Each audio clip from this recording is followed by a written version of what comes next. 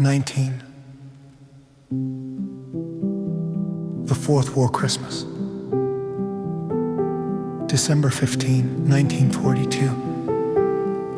My German friends.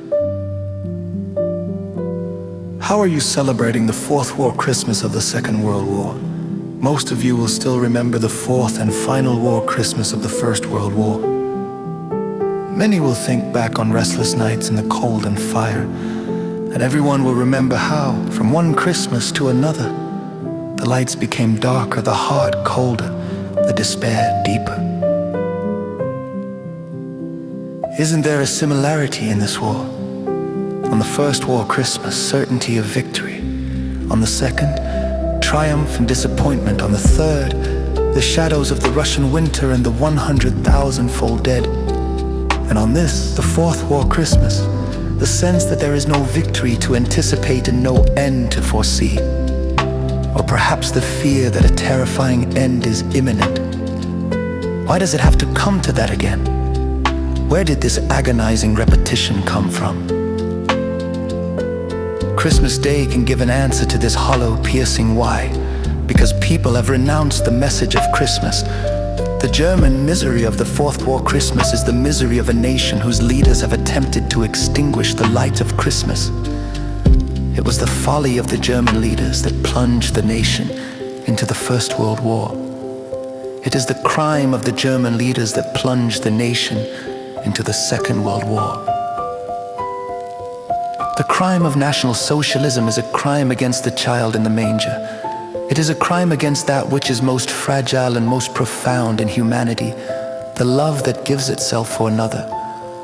Only National Socialism has consciously and decisively placed itself on the side of those who persecuted the child in the manger. Only they have advocated hatred and ridiculed love. Only they have extolled falsehood and held the truth up to ridicule. Sometime read Hitler's Mein Kampf in the light of the Christmas story. Then you will grasp why the German people have to live through the misery of a Fourth War winter. The German nation is experiencing endless suffering because it has turned itself into the instrument of those who persecute the messenger of love. It has surrendered itself to force, and now it is becoming a victim of the force that it has unleashed. No one can transgress the child of Christmas unpunished. He is the image of the divine in humanity. And whoever wants to destroy the divine in humanity ultimately destroys themselves. Now, isn't much becoming clear that remained unclear before? Perhaps you have not understood why the churches have led such a passionate struggle against National Socialism. I know that many reproached Pastor Niemöller for interference in politics. Today, in the light of the Fourth War Christmas, you can no longer ask that. Today it is clear why those men have struggled, for the sake of the salvation of the German people from the spirit that has led them to ruin Niemöller, and all who have struggled with him are seeking to preserve the Christian Christmas for the German people. You must decide in this Fourth War Christmas, do you want to continue on the path on which you deny and persecute the child of Christmas? Do you want to continue on the path that is leading Germany to ruin? You can't have it both ways. Whoever follows National Socialism must persecute the child in the manger. Whoever obeys the Führer must turn aside from the star that points to Bethlehem. Whoever respects power above all else must despise the powerlessness of the child. Whoever preaches hatred must disparage the love that gives of itself. You cannot celebrate Christmas and believe in National Socialism. You cannot serve Christ and the Antichrist. If the Fourth War Christmas has shown the German people the decision between Christmas and National Socialism, then it has laid the basis for German rebirth. Christmas is the festival of the child. Nowhere is the calamity that National Socialism has brought on Germans so visible as in the children. It has murdered the souls of the children, just as Herod, the persecutor of the Christ child, murdered their bodies. The churches have fought above all for the souls of the children.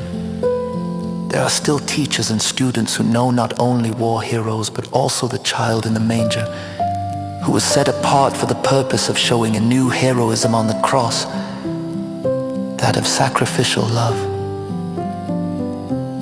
German parents, what do you want to say to your children when they ask you for the Christmas message? Can you do it without falsehood? In this fourth war Christmas, show your children that there is still another path than that which leads to blood and tears. Tell them that today, in all the world, even in hostile lands, children are worshipping the child of Christmas who is equally near to all. Overcome the spirit of hatred that is being sown daily in your hearts with the spirit of love. All Christians, all true human beings in all nations want your community, my German friends. They want to celebrate Christmas with you in the spirit that is more powerful than all discord. They want to snatch you from the claws of those who revile love. Cut yourselves loose from them and celebrate the fourth war Christmas as the festival of love that can save you and your children and your nation.